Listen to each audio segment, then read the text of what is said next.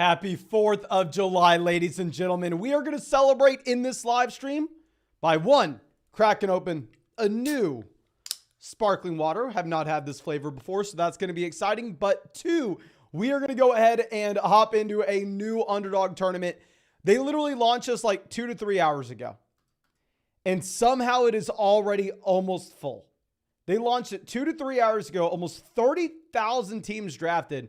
This is the Pomeranian. I am sure that they're going to do a lot of these throughout the entire offseason, but it's a $3 buy-in, $100,000 prize pool. And what makes this draft very special is generally how Underdog makes money is they go through and they charge a rake, right? I mean, that's pretty much what you're going to find from any DFS style company where they're going to take about 10% of the pot in each tournament. But here with the Pomeranian, there is zero rake. Underdog is taking $0 from this overall pot. So yeah, it's a $3 buy-in, $20,000 for first, $7,000 for second, $5,000 for third, $4,000 for fourth, all the way down the line. We are going to turn our $3 into $20,000 here. But yeah, thank you so much for everybody coming and hanging out with us. Really appreciate y'all and really hope that y'all have a great 4th of July. Joey out here. And yes, we do have to hurry. This thing is filling up very fast. Honestly, in our second draft today, we may not even be able to go through and hop in another Pomeranian. This may be filled, I mean, definitely by the end of the day, but this may be filled by the time we get in our next draft. We may have to do a Best Ball Mania one after this, but yeah. And Henry wants us to do a Mastiff. Okay, just in case y'all missed it, Underdog also dropped a Mastiff here where it is a $1,000 entry, 240 entrants, $1,000 entry, $20,000 for first place. Obviously, a much smaller overall prize pool. I really want to get in it. What I'm honestly probably going to have to do is work up the courage to ask Underdog if they want to throw us $1,000 Underdog credit so we can go ahead and hop in the Mastiff. That's probably what we may end up having to do. But yeah, let's see if we can work up that courage because I would love to get in it. But yeah, thank you so much for everybody getting in. And let's get the pounces. I'll be in the Mastiff with you this year. Good luck, Mason. Good luck, my friend. Hopefully I will be in it. We'll see. We'll see. But Justin Jefferson off the board here at 1. We have Prod in this draft with us as he is pretty much every single draft. Yeah, I mean, my man, how do you get in every single one of these? How? Noah, happy to see you, my friend, and hope that you have a phenomenal 4th of July. So yeah, we're going live a little bit earlier today than we usually do, just because I want to make sure everybody's going out tonight, having fun, whether or not you're going and doing something with your family, even just going to your local town, local city's fireworks show. Go do something fun today if you can. I know we're probably going to have a lot of people in here that also have to work today, but hopefully you don't have to work too long. Now, Crypto in here at pick 3 decides to go ahead and take Cup. So now we are going to be on the clock, and we're going to go ahead and take Stephon Diggs at pick 7. Y'all know I have a lot of Stephon Diggs. So hopefully we have no DeAndre Hopkins in Buffalo. That would be devastating for us, but looks less and less likely as the days go on. And real quick, of course, if you don't know what we're doing here, we are drafting on Underdog. I mean, this is the same place that you see all those player props in the video. Now, if you want to get in an Underdog draft with us, it's not too late. We literally are doing this every single day until 2024. I have not missed a single day of live streaming since April, and we're not going to miss a single day of live streaming until 2024. These are best ball drafts, so there's no time commitment at all during the season. It's how I drafted 700 teams and how I won $150,000 last year. And if you want to get in a draft with us, you can find the link in the live chat, the link in the description, the link in the comment section. And if you sign up to Underdog Fantasy with promo code FLOCK, you are going to get a 100% deposit match up to $100. Plus, you're going to get my 2023 fantasy football rankings and a free trial to flockfantasy.com. Here are all the states Underdog's available in. I mean, you can pause it. If your state's in yellow, it has Underdog. Also available in Canada outside of Ontario. But Rec out here says, watching baseball all day today. Ooh.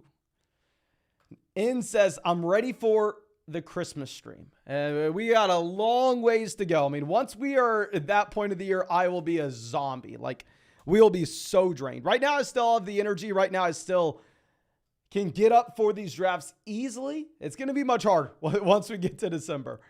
But Waddle off the board. We're going to go ahead and take JT. We have a lot of starts this way. We have a lot of starts that have Stephon Diggs, then Jonathan Taylor. And honestly, I'm going to keep on drafting these two guys round 1 and round 2.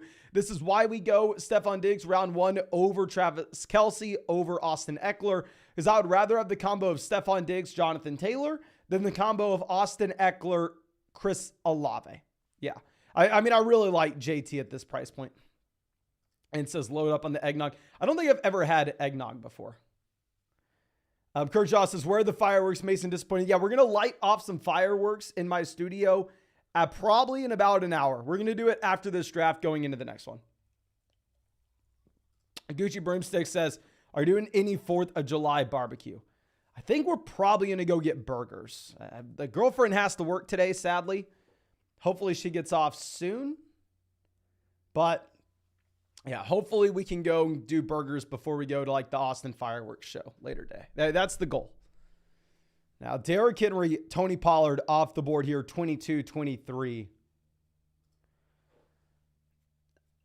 I wonder if Isaac goes Mahomes. I mean, you've been seeing just more and more drafters getting Jefferson and Mahomes. They're in the 1st and 2nd round. That's exactly what they do. I wonder if they're on auto. It's going to be really interesting if they're on auto, because if they are, you're going to see Jefferson, Mahomes, and Jalen Hurts. Be crazy. Okay. Rex says, bought some huge sausages to cook on the grill later. Well, sounds good, my man. Sounds good. Yeah, that's what I actually have a grill now. So, I mean, I could go through and try to make burgers myself, but knowing myself, there's no way we're going to make them better than where we can pick them up before. Noah says, I got JT at pick 31 yesterday. What's the lowest you've seen him go? I've never seen JT go as late as 31, ever. Specifically because if I am in a draft, I am taking Jonathan Taylor way before pick 31. If I get the opportunity to take JT at 18, I'm taking him. If I get the opportunity to take him at 19, I'm taking him all the way down the line there. So I don't know if he's ever gone that low in a draft that I'm in, but congrats, my man. That's awesome. Now, Allen goes before us. That kind of sucks right now. We are going to be looking at Breece Hall here. Now, with Breece Hall, a running back coming off a torn ACL, generally you're not too excited about, and you definitely have to be getting a discount when you're taking said running back with that injury. But I feel like we are getting that discount with Breece Hall. If Breece Hall did not tear the ACL, if Breece Hall was 100% healthy coming into this next season, I would view Breece Hall in that same tier as like Austin Eckler, Bijan Robinson. I would make an argument that Breece Hall at that point would be the running back 2, running back 3 off the board. So while yes, there's definite risk in taking a running back coming off a torn ACL, at the same time, I think that's baked into the price we're grabbing him at now. Now we see Najee Harris going off the board 33, Deebo Samuel 34. Okay. Eric says, who would you take before Kelce in a shallow 1 quarterback format? So it depends. If you're like in an ESPN draft, right, we're only starting 2 running backs, 2 wide receivers, a tight end, and a flex. Then at that point, I think you're going to be considering Kelce at like pick 3, 4, 5. I'm going to go ahead and record a video for y'all soon with our top 12 redraft rankings this next. I want to say probably not for tomorrow, but the next day. Yeah. In 2 days, I'll drop a video for y'all that has our top 12 redraft rankings. Now, Fantasy Picks Prodigy says, George Washington crossed the Delaware for us to have this draft today. Happy 4th, folks. Yeah, happy 4th. And I will say I'm a little bit of, I don't want to say a history nerd, okay? So in school, I'd imagine how most kids are. I neglected like learning about history. I was like, what's the point in ever knowing this? I'm never going to need this for a job, blah, blah, blah, blah. But I've realized that we probably shouldn't have done that. So I've been kind of playing catch up, and I've been reading a lot of like historical books, and I got done reading a trilogy about the American Revolution, and it is just the craziest thing ever. Like it's more of a novel style trilogy that I read, but that people felt so passionate about going through and getting independence. Like you have to think about it in terms of they were lining up just in lines. And then they were running towards each other. Not running towards each other, but pretty much with bayonets, saying, I feel so passionately about this thing that I'm going to kill you and I'm going to die. So, I don't know. But, and it says, hopefully the new guys appreciate these peaceful streams. Once the season starts, we'll be on a super chat only questions with a 45-minute wait time. I think, honestly, I may do it a little bit different this year, my man. I don't know if I've had the chance to tell you about this, but we have like the YouTube membership. We have like the YouTube membership set up now where people can like join the flock with a YouTube membership. I mean, I know you can't do it on the YouTube app on an iPhone just because like Google versus Apple, and they don't have paid 30%.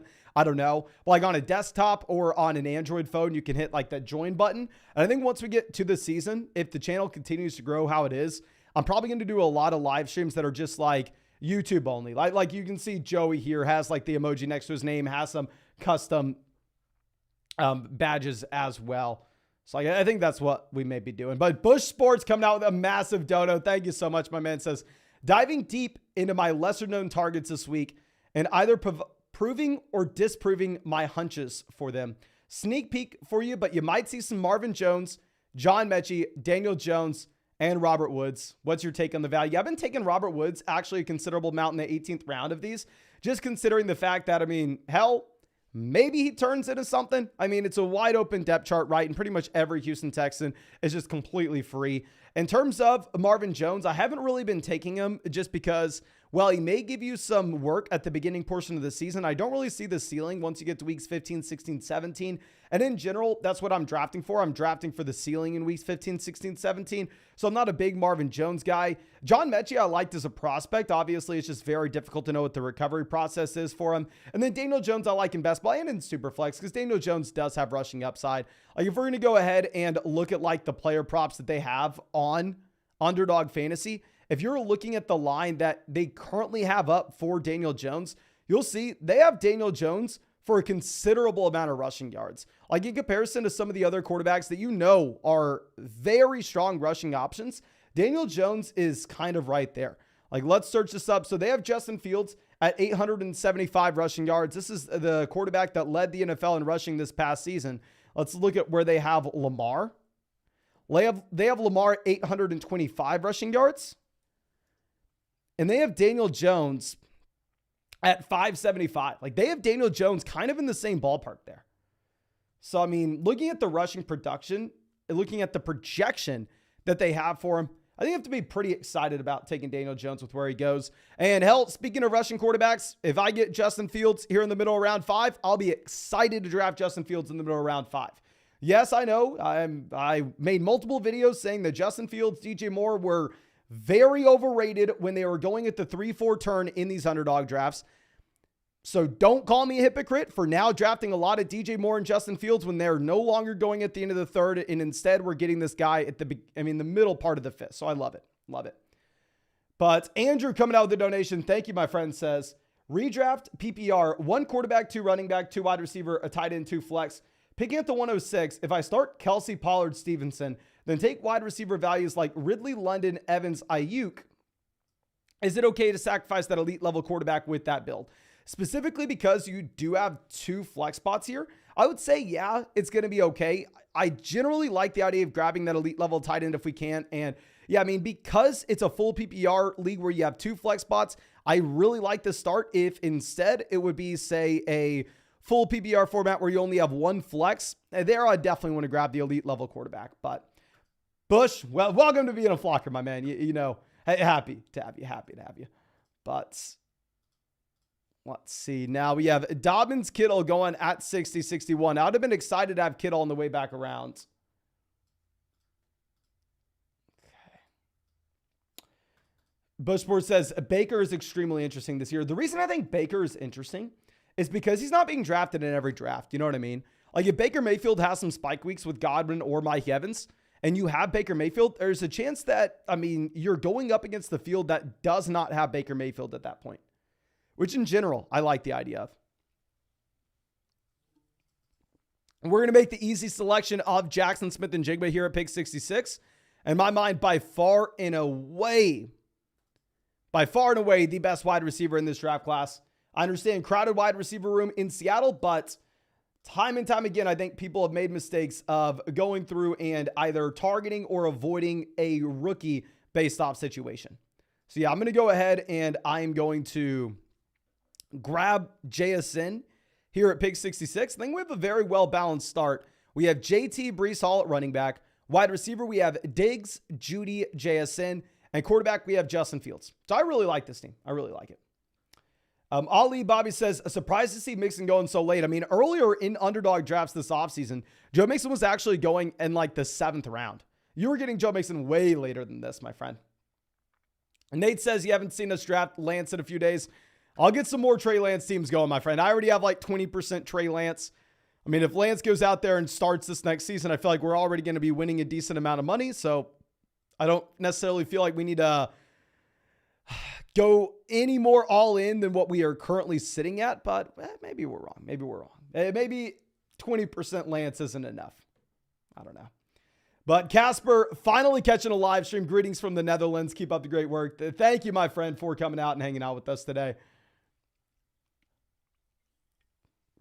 Michael asking what our Jerry Jeudy exposure is. So in general, I'd say with like all those round 4 wide receivers, we're kind of neutral. I just kind of take whoever's at top of ADP when it comes to that massive tier receiver. I mean, if y'all remember the video we put out like a month or two ago talking about wide receiver landmines, we essentially broke down that massive tier of wide receivers and we were trying to come up with good targets / avoids.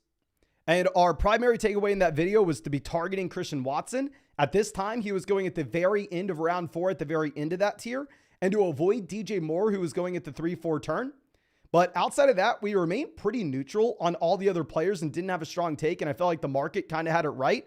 And since then, DJ Moore has plummeted in these drafts to the bottom of that tier, and Christian Watson has skyrocketed up to the top of the tier.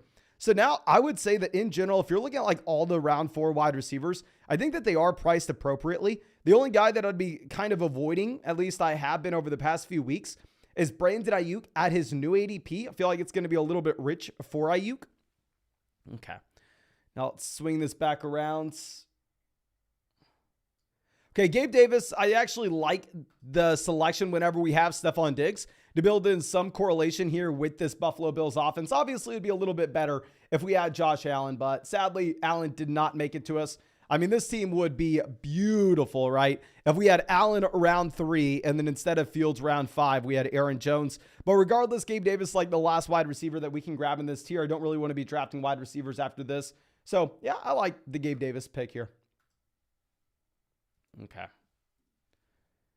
Now, the Cosmic Realm says, love Team 2. Let's check out what Team 2's looking at.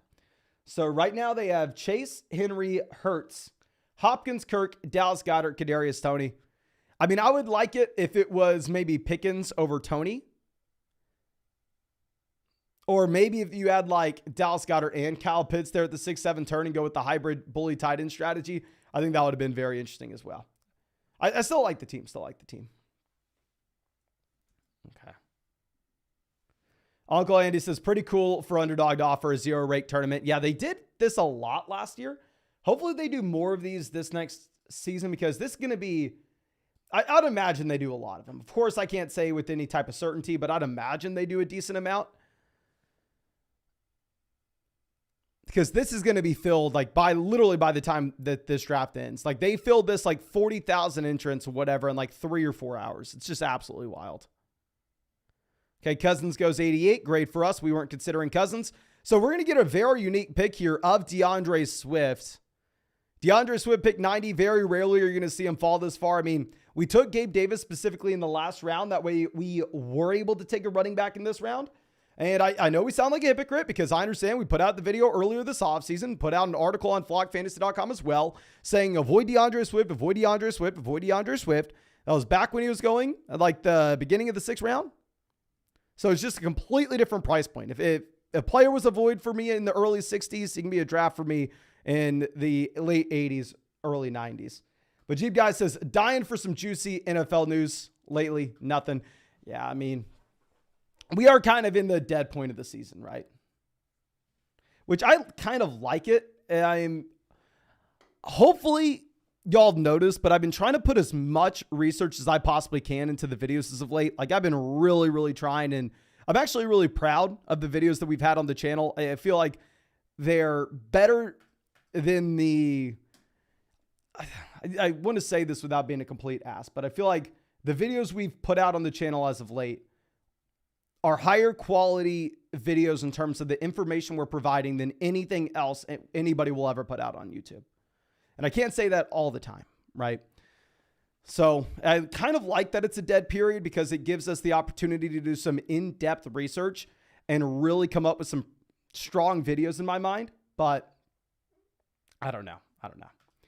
Now, Niners Collection says, what does 0% rake mean? So generally how Underdog makes money, right, is they go through and they take a rake. It's what every DFS company does. What I really like about Underdog is they just show you what the rake is right before you enter a tournament. The rake is usually about 10%. So that means in the overall league pot, Underdog takes 10%. So Best Ball Mania says a $15 million prize pool. Underdog takes, and that's after the rake, right? So it's not exact math, but just giving an idea. Underdog profits about 1.5 million from that. Now, zero rake means Underdog takes 0 from the league pot. So really, really cool. That just every dollar available is up for grabs. Okay, let's move this down. Zach Charbonnet off the board, pick 101. So Tua not really in play for us, right? We don't have Tyreek. We don't have Waddle. Fantasy Domain, happy to see y'all out here. And hopefully Jack is setting y'all up with the website today. I don't know if maybe he got to you yesterday. Let me see if I can make you a moderator real quick. Okay, but real quick, we are on the clock. I think we're actually probably going to go ahead and take A.J. Dillon here. I mean, just cost associated with Dillon. I like him because I think you get some usable weeks regardless of what happens with Aaron Jones. But if you were to get an injury to Aaron Jones, I think A.J. Dillon could become a league winner at this price tag. So yeah, I mean, I really like this team. So we are currently sitting at wide receiver with Diggs, Judy, JSN, Gabe Davis. Running back, we are sitting with Taylor, Hall, Swift, Dillon. Quarterback, we have the elite option in my mind with Justin Fields. So I really like this team. I really do. Michael says, Mason, what's your strongest lift? My most impressive lifts ever is when I was on the powerlifting team. And I actually have the video of this on YouTube. I think it should be one of our first videos. Like I did the NFL Combine. On bench, I've hit 225 for 12. And I weighed like 160-ish pounds when we did that. But that was back when I was on the powerlifting team. And the only thing I had going on was lifting weights. Now we have fantasy football drafts going on. And now we have more important business to take care of. Okay, so Al Lazard off. Dak goes 111. Gino goes 112. So Daniel Jones could be in play for us just based off his rushing upside if we don't like any of the other options here. Okay, let's see what happens.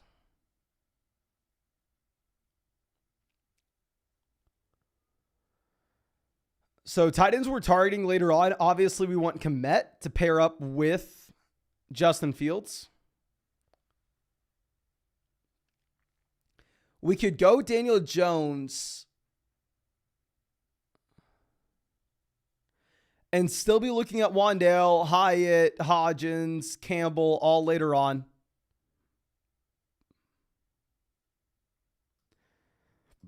Let's go ahead and do that. I understand that Justin Fields, Daniel Jones are on the same bye week. No, I do not care. No, I do not care. Okay. So let's move this over.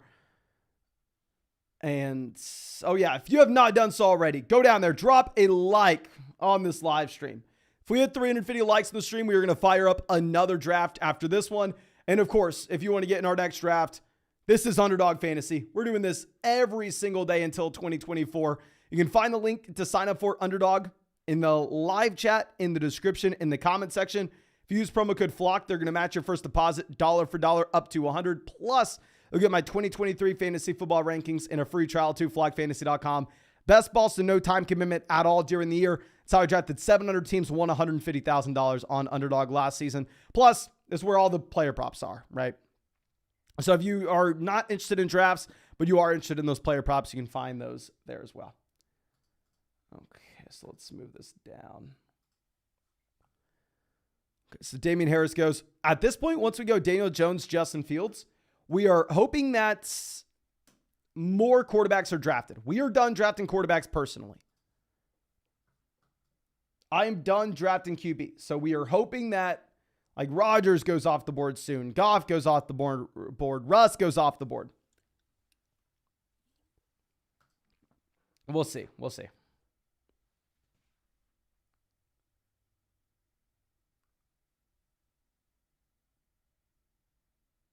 Now, Devon A-Chain off the board, 122.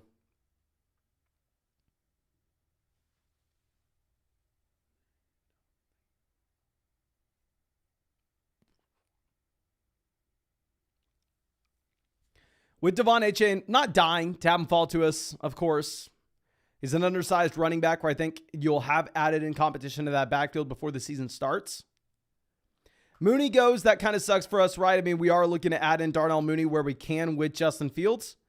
It's not the end of the world. We primarily draft Justin Fields for his rushing production, not necessarily for one of his pass catchers. I don't think you're going to have a lot of passing volume there. McKinnon, Dobbs off the board. If we take Jamal, we're done drafting running backs. Sure, let's take Jamal Williams. Not the most exciting selection in the world, considering you have Kamara, Taysom, and Condre Miller there. But in general, we're trying to take players that could see a swing with their ADP one way or another. If you were to get a Kamara suspension, Jamal Williams most likely goes higher in drafts than this. Now, of course, if Kamara does not get suspended, Jamal Williams is probably a bad pick here. But regardless, when it's a $3 buy-in, a $100,000 prize pool, $20,000 for first place, I'm trying to make those swings. I am trying to put ourselves in a position where we could take a player that, yeah, definitely has it in the range of outcomes to disappoint, but could look at an ADP much higher than where he's going now in August and September. Okay. Gucci Broomstick says, I think Michael Thomas comes back this season and has a top 12 year. Would be wild. Would be. Bush Sports says, Mason, you need to tell me when you hop in that $1,000 draft so I can accept your donation. Okay. I said this at the beginning. What I'm probably going to have to do is work up the courage to send the peeps at Underdog a message going, hey, can I get $1,000 for the Mastiff draft? Okay. I will work up the, I'm not going to bother them on 4th of July, but we'll bother them tomorrow and hopefully be able to hop in $1,000 draft. Okay. Now, Van Jefferson goes 134. I mean, there, Bush Sports just licking his chops. I mean, Van Jefferson going so much higher now than where he previously went. Okay, so like we said, we are exclusively going wide receiver tight ends through the rest of this draft.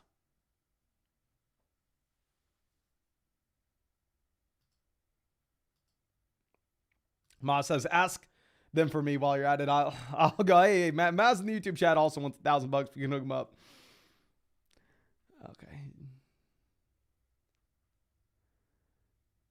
Now, let's see. Singletary out the board. Great for us to have these running backs go, right? Great for us to have these RBs off the board. This point, probably go ahead. Grab our first tight end here with Dalton Schultz. Well, what puts us in a tough spot, right, is if we say take Dalton Schultz here, and then on the way back around, grab Cole Kmet to stack with Justin Fields. And I know we've talked about this a couple times over the past few days because it is very important. I don't know if we should take 2 tight ends or 3 tight ends if we go like tight end in round 12 and 13. This is something that I need to figure out. I need an answer to this just because I find myself in a lot of these drafts going tight end around 12 and 13. I like Dalton Schultz at this price point in comparison to the wide receivers he's going next to. Like, I'm not going to be surprised at all if Dalton Schultz this next season outscores Jonathan Mingo, outscores Rashee Rice, outscores Van Jefferson. So I don't know. Okay.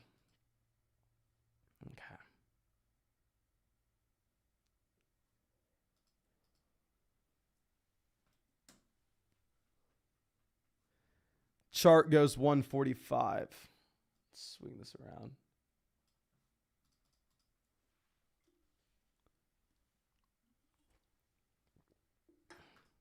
Chief Smoke says, sorry I'm late, brother. Hope it's been a good draft so far. Happy 4th, Flock. Yeah.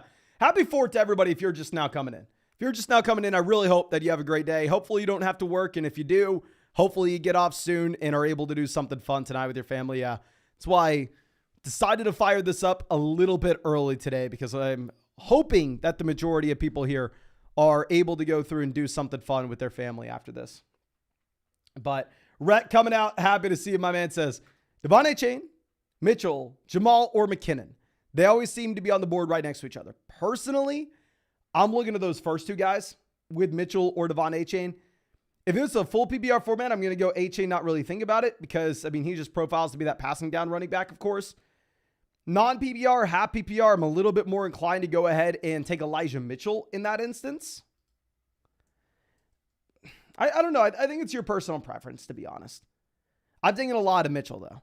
Okay, perfect for us. We're going to get Cole Kmet here to pair up with Justin Fields, as we are previously discussing, and we are going to be in that difficult spot now. Let me know if you draft in these underdog drafts. What are you thinking? If you go Dalton Schultz round 12, Cole Kmet round 13, are you taking 3 tight ends or 2 tight ends? Jeep Guy says, got food poisoning yesterday, so my oh, that is literally nothing worse, my friend. Literally nothing worse. I'm sorry to hear that, my man. Gucci Broomstick says 3. Kyle says he'll gladly take another tight end later. 2 high ceiling guys to pair up with Schultz. Hayden Hurst round 18. Okay, so it looks like most people are going 3 tight ends. And yeah, Chris, this is exactly what I would be thinking. 3, and then we'd be looking at the 17th and 18th round for that third guy. I don't really know if we can justify taking like a third guy around 14, round 15, but if we wait until the very, very end, we possibly can. Okay. Let's move this down. Algier goes 158. Good for us. I mean, if Tyler Algier was sitting there at 162 for us, to be a little bit pissed that we decided to grab Jamal Williams where we did.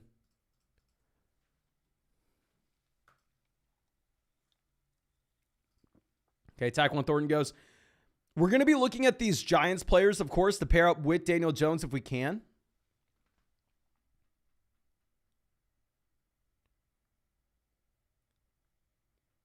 Okay.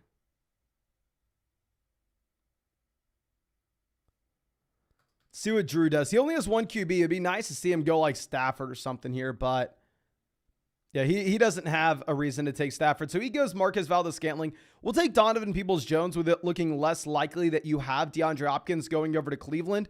Obviously, if Hopkins goes to Cleveland, this is just a horrendous selection here, but we're willing to roll the dice. We're willing to take that risk.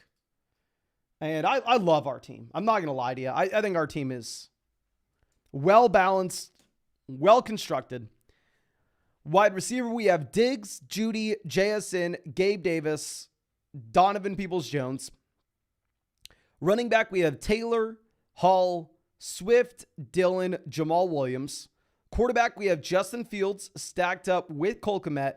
We have Daniel Jones, hopefully with either Isaiah Hodgins, Paris Campbell, or just one of these options here in the 15th round. Okay. So let's move this over. Not great for us seeing those wide receivers go directly after, right? We're wanting these running backs off the board when we have the 5 guys we were looking at. Okay. So these Giants players are going to be our main targets at this point. Get someone to pair up with Daniel Jones. Hopefully we can capture a spike week there. John says, can't forget Wandale. Yeah, I mean, I love our guy Wandale, but Wandale's not necessarily a player we're looking at in the 15th round. Wandale's more so going to be like a 16th, 17th round selection. Jeep Guy says, when's the next merch drop? Need to get my hands on some more of those silky shirts. So comfortable, my man. Hopefully soon. We got a lot going on with the site. I'm trying to make flockfantasy.com as good as we can for the creators on it, as well as everybody that uses it, right?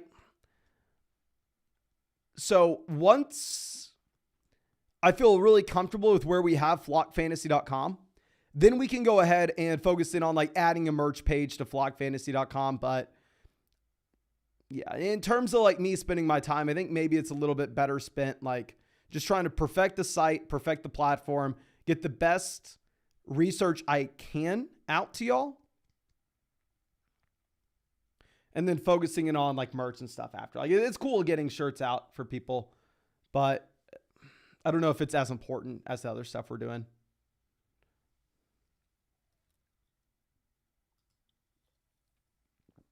Now Trev on the clock. They only have one quarterback, one tight end. So hopefully we see a QB selection. You have the backup quarterback in San Francisco still available. Some people like that guy. I don't know why, but. Okay. We're going to go. Actually, you know what I'm going to do? I'm going to take Paris Campbell over Isaiah Hodgins. Reason being is I think there's a little bit of an added bonus to take Paris Campbell in these underdog drafts. In that there were actually, no, I'm an idiot. This isn't Best Ball Mania. Never mind. I mean, we don't necessarily have to sit there and think about this too much. I was going to say this was Best Ball Mania, right? There are a lot of Best Ball Mania teams that were drafted that didn't even have Paris Campbell go at all in the entire draft. So he's going to be a slightly lower ownership player in the first place. So maybe it made sense to go ahead and push up Paris Campbell over Isaiah Hodgins for that said reason. But this draft contest just launched today. So ignore me. I'm an idiot. Okay, so let's swing this back around.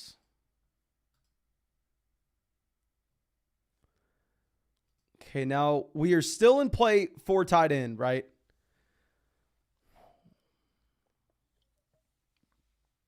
Now let's see what happens. I'm imagining this team goes with some running backs here. They have Bijan, Chubb, Dobbins. Yeah, they go Kenneth Gainwell, 180.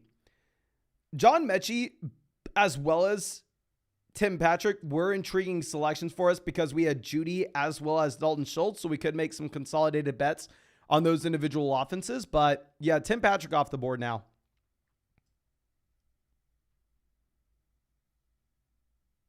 We still go Robert Woods last round if we really want.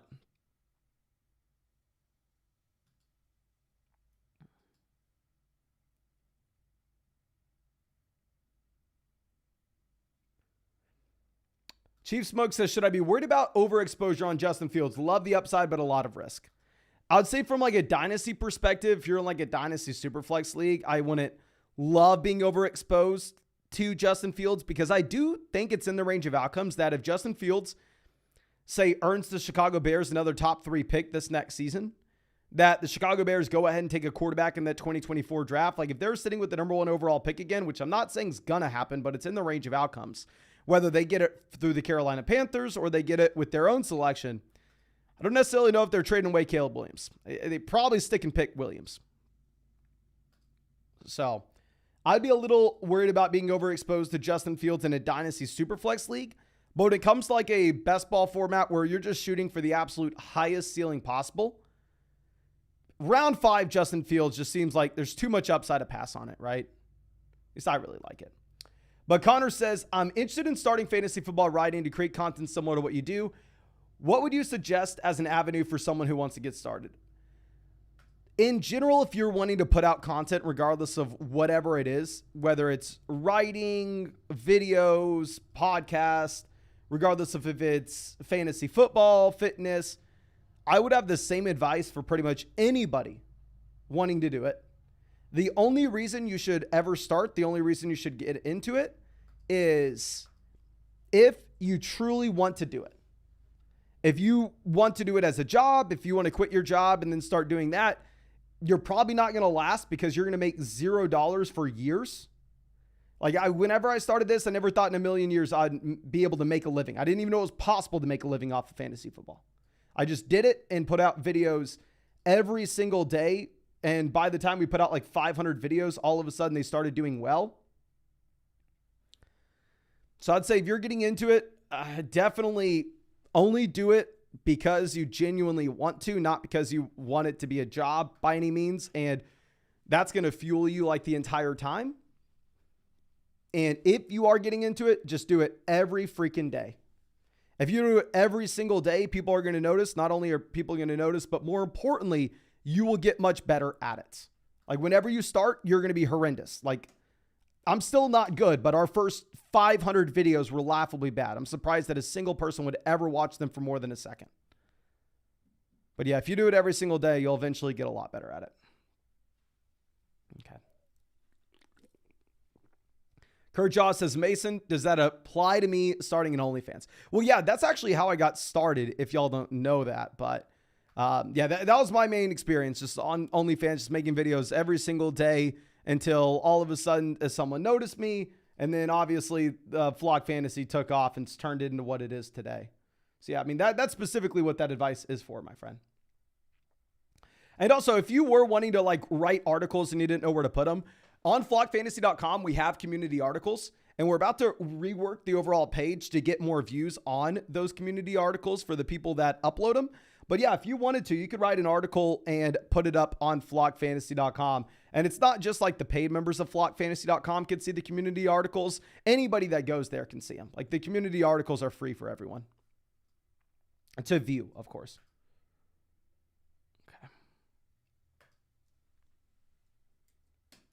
Let's move this down. We have Fant, Hunter Henry, Luke Musgrave. So we're going to go ahead and take Chase Claypool to get the double stack there with Justin Fields. So now we have the double stack of Daniel Jones with Paris Campbell, Wan'Dale Robinson. The double stack of Justin Fields with Cole Kmet, Chase Claypool.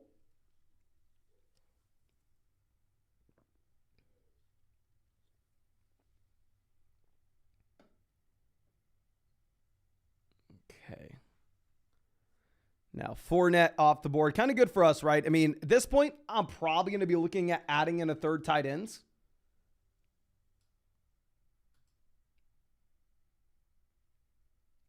Let's see. And real quick, if you have not done so already, go down there, drop a like on this live stream. We have 400 people watching this. If we hit 350 likes on the stream, we will fire up another draft after this one. And of course, if you want to get in that draft, you know where to go. Link in the live chat, link in the description, link in the comment section. Underdog Fantasy, use promo code FLOCK. They'll match first deposit dollar for dollar up to 200. Plus, look at our 2023 fantasy football rankings. I actually kind of like Ferguson over what you have with Isaiah Likely.